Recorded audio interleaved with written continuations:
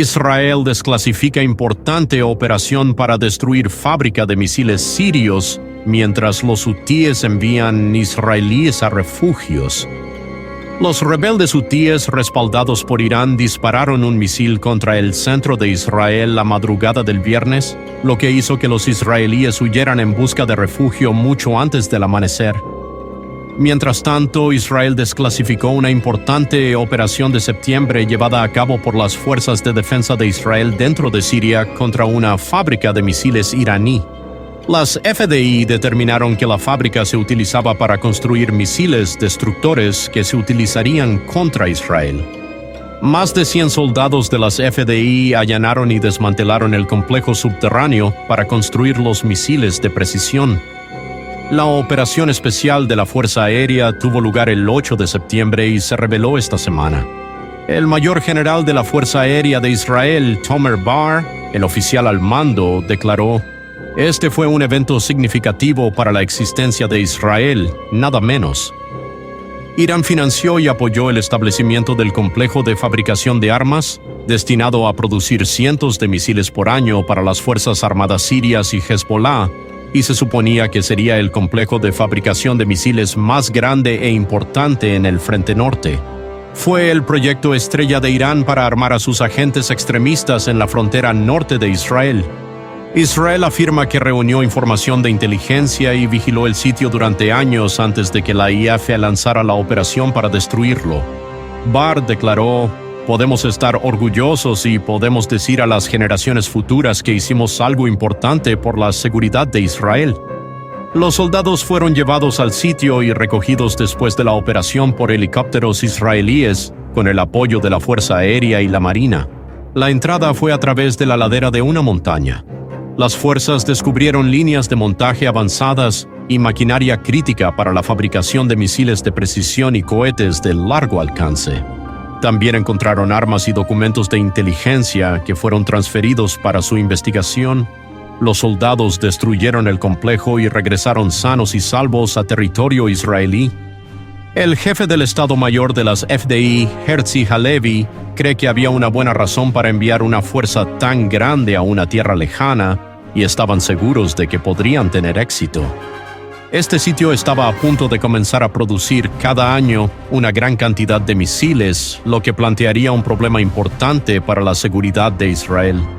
Se dispersarían los misiles en diferentes lugares y caerían en diferentes manos, y no tenemos intención de permitir que eso suceda, explicó Halevi. El primer ministro israelí, Benjamin Netanyahu, que se está recuperando de una operación, publicó un comunicado en el que elogió a los soldados por la heroica operación. Dijo: "Esta fue una de las operaciones preventivas más importantes que hemos llevado a cabo contra los esfuerzos del eje iraní de armarse para atacarnos. Da testimonio de nuestra valentía y determinación para actuar en todas partes para defendernos". Dentro de Irán, una multitud progubernamental que vitoreaba gritaba: "Extinción a Israel, extinción a Estados Unidos", y el presidente iraní, Masoud Pezeshkian, llamó a Estados Unidos, a Europa e Israel mentirosos, bárbaros y antihumanos. "Nos mantendremos en el camino de la rectitud y haremos que estos cobardes se arrodillen con nuestro poder", se jactaba Pezeshkian. Por otra parte, el acto malvado premeditado. El extremista del ISIS en Nueva Orleans actuó solo, pero el FBI tiene una advertencia. El FBI ha determinado que el reciente golpe con un coche en Nueva Orleans fue un acto de brutalidad y que el autor estaba afiliado al ISIS. Mientras tanto, ha surgido información adicional sobre el atentado con bomba contra el camión Tesla en las afueras del Hotel Trump en Las Vegas. En las primeras horas de la investigación de Nueva Orleans, el FBI dijo que el golpe de Año Nuevo allí no fue un acto de extremismo. Ahora está emitiendo una declaración contundente sobre el motivo de Shamsuddin Jabbar, anunciando que hizo un gran daño intencionalmente a tantas personas como pudo debido a sus vínculos con el ISIS. Lo primero y más importante es que quiero ser muy claro en este punto. Fue un acto de represalia, premeditado y malvado, dijo el subdirector adjunto del FBI, Christopher Raya. Ahora, después de ver cientos de videos de vigilancia y realizar entrevistas, el FBI determinó que Jabbar actuó solo. Aún así, el FBI está alertando a las fuerzas del orden de todo el país para que estén alertas. Está advirtiendo de posibles imitadores que podrían intentar llevar a cabo golpes similares al golpe del día de Año Nuevo. Todavía no está claro cómo se radicalizó Jabbar. Publicó 5 videos en su cuenta de Facebook momentos antes del golpe, afirmando su apoyo a ISIS. En el primer video, Jabbar explica que originalmente planeó dañar a su familia y amigos, pero le preocupaba que los titulares de las noticias no se centraran en la batalla entre creyentes e incrédulos, explicó Raya. Además, afirmó que se unió a ISIS antes de este verano. También proporcionó un testamento. Según el FBI, Jabbar había pasado por varios divorcios y tenía una deuda de decenas de miles de dólares. Alquiló un camión el 30 de diciembre y condujo el vehículo desde Houston hasta Nueva Orleans el 31.